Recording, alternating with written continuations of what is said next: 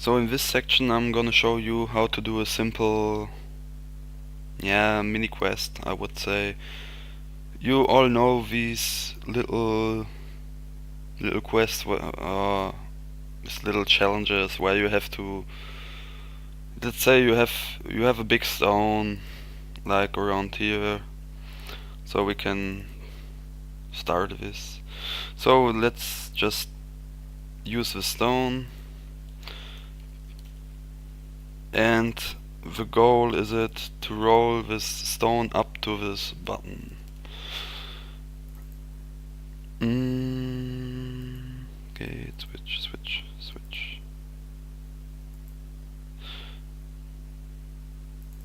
So, and if this stone gets pushed up all the way on this button, then we want to open a gate for us, or open a secret. Yeah, let's just do this. We open a secret door where you can, well, secret steps, whatever. You just can do whatever you like. I'm gonna choose this ladder, and if here can we also start. So if the quest is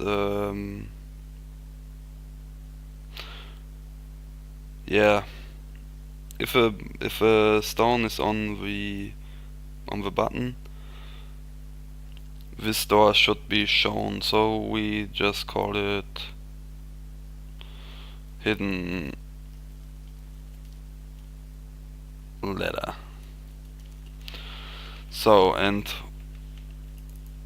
we want to, this is simply preparing, this is not something that I think you don't know. And yeah, just teleport us here. So the hidden ladder should just show up if we push this stone on this button. So what do we need to do? First we set our coordinates as always, and now we need coordinates. We need the x and y from the stone and the x and y from the button. And whenever the stone gets pushed on the button, this ladder should appear. If the stone gets moved further, the stone won't, the ladder will disappear again. So this ladder only appears if the stone stays still on this button. So what we gonna do first, I think it's better to do the stone event. So whenever the it's cool. Let's change it to action. Let it action button be. So whenever you press space or return, this thing should move. And we also want it to move in the right direction, so we just check if our character player is facing down. This stone should be moved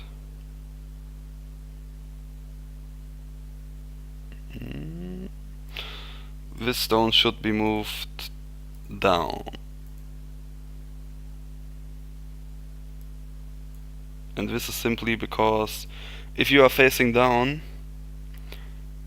and you hit the action button, space or return, so if you are facing down, the only possible way, if you are facing down,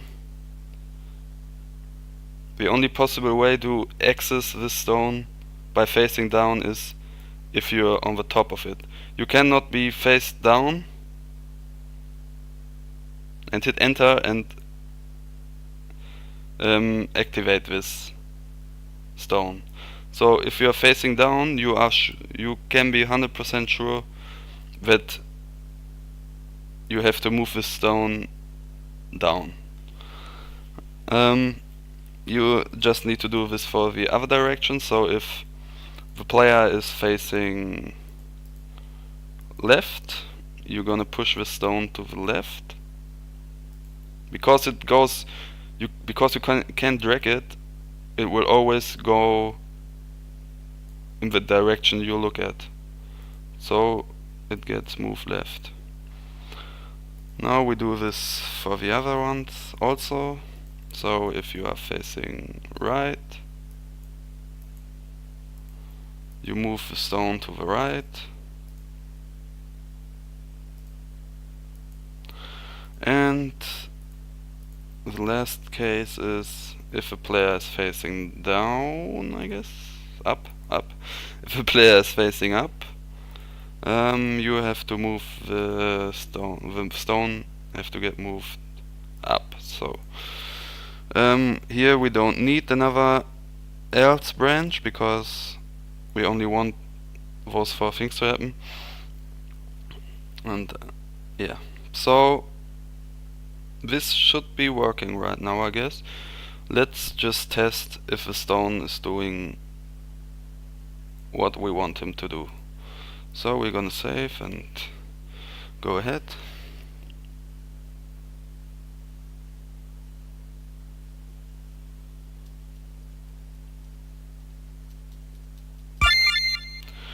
So here we are. So if we want to the right side, he moves to the right. If we push it from the bottom, it pushes up. It pushes up, yeah. If we push from the left, it goes left, and if we push it from the top downwards, it rolls downwards. So now actually nothing is happening. It even gets stuck on the button, so we need to set it to through. So there we go. So we already have a movement for the stone, and now we can set up the coordinates. We could also do it before, but yeah, do it how you like it. So now we need 2 variables. I normally leave this free for border y, so I kinda like it that way. So we have stone x. What we need stone y. We need button x and the button y. So stone x is, as always, game data. We select the stone, and here you can see why it is important to name your events, even at least the ones you used to you think they're important events in this case. So stone x position is map x. So we can copy that and paste it and change it a bit. So stone y will be set the stone to map y, and now we can copy them both and paste it, and we get, now we have to change stone x to button x, because this will be the x and y coordinate for the button. So we change this to button x.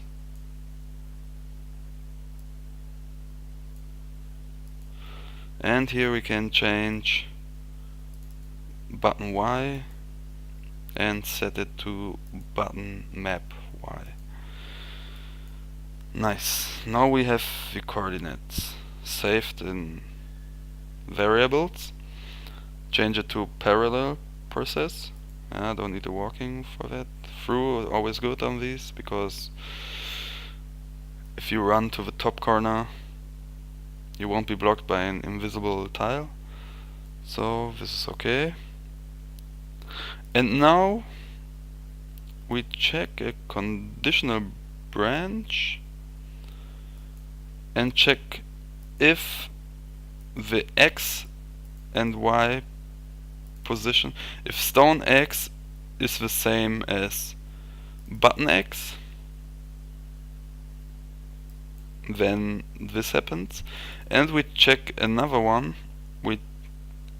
So if this is true, that stone X and button X are the same, so as in the border tutorial as we learned before, so we only check if it's on the X position. So whenever the stone is somewhere is here in this area, on this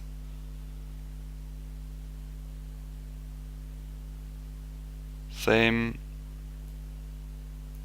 X coordinate, so if it's here, here, here, here, whenever the button will trigger. So we need to check another the Y coordinate. So if you only check the X, it will take this whole range here of X of Y coordinates. It doesn't matter what Y coordinate. So we need another check to check on which Y coordinate is this. So it goes like this. So if you want to let the so if a stone reaches that area, it gets triggered, and after that it checks if a stone reaches that area, that whole area. No, that's wrong. It checks if it reaches that area. So any one of those would trigger that button. And now if we check the Y coordinate after the X coordinate, we knew that this must be somewhere around here. And after that we check these positions. So first we check this and see, okay, he reached that far on the X position where the button is, and after this we check that route. And if we go like this and like that, he knew where the button is. So it was a bit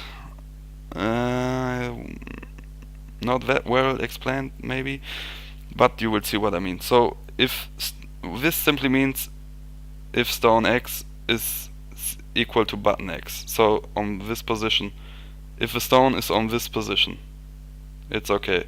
After that we check if the stone is on this position, so we get something like a cross, and the point where the cross, so this little cross, where both lines meet, so this line and this line, and they meet at this point, where there is the point where the stone has to be. So we check just for the Y coordinates also, because as I mentioned before, the Y, if it always displays the Y and the X coordinate. So if the X coordinate is the same as the X coordinate of a stone is the same as the X coordinate of a button, and the Y is the same as the Y of a button. So if both of this is true, this must mean that this stone is on that button. There is no other place where these two conditions are given. So if it just this simply means if the stone is on exact the same spot as the button, then something should happen. And we just turn the hidden ladder switch on.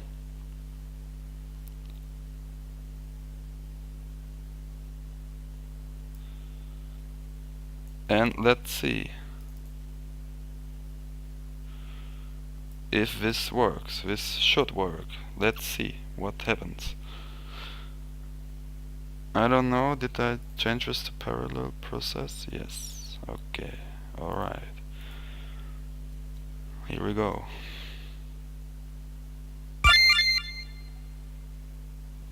So we take this with stone and push it and push it and push it, and suddenly, yeah, it looks a bit weird, but the door appeared.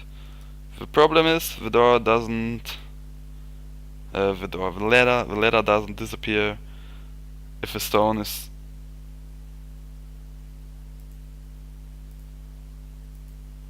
is not on the same position. So at first we need to set this to below characters to see, so that the stone rolls over it, the stone will also lie on it. So lay on it. So it so you see it's not hiding behind the switch like it did before.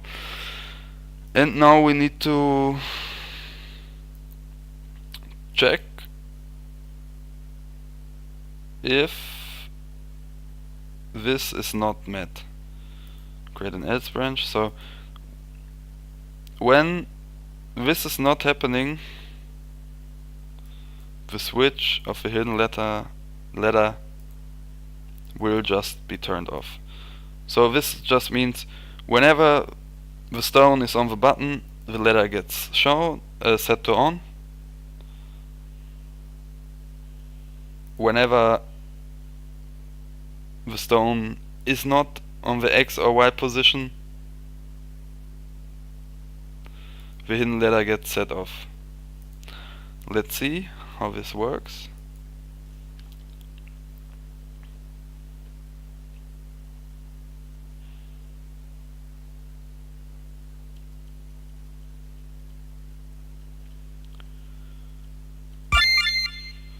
So we're gonna move it thing around, and it lays on it.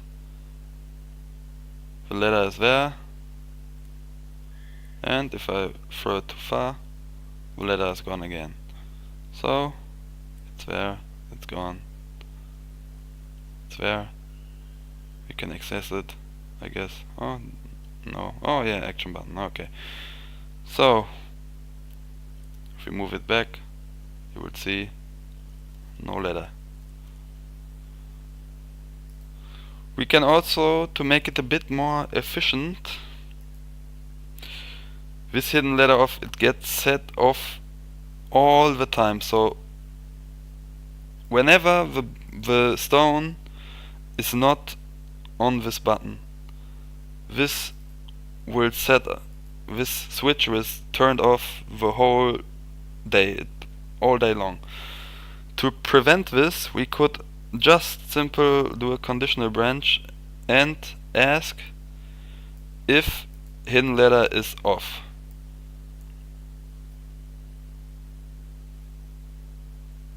And if it's off, do nothing.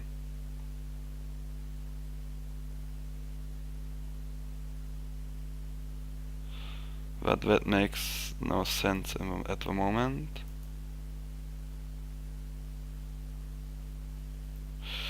Yeah, you do a else branch. So if the hidden ladder is off, you do nothing, else the ladder gets set to off. So what that means is, if a stone is on the button, this happens, this little thing happens. In every case where it's not happening, it's this happen. So, and we ask if the ladder is off. If it's not, if it's set off, it will do nothing. If it's not set to off, it will set it to off and will automatically enter this whenever it calls and won't be executing stuff all the time. I guess. I hope so. So let's check if everything's working. You won't see the difference, to be honest. But let's check if we didn't mess up something.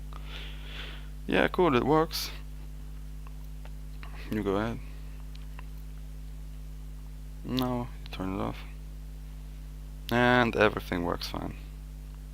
You can push it around like you want. It doesn't matter from what position you access this. And that's how you make a hidden door.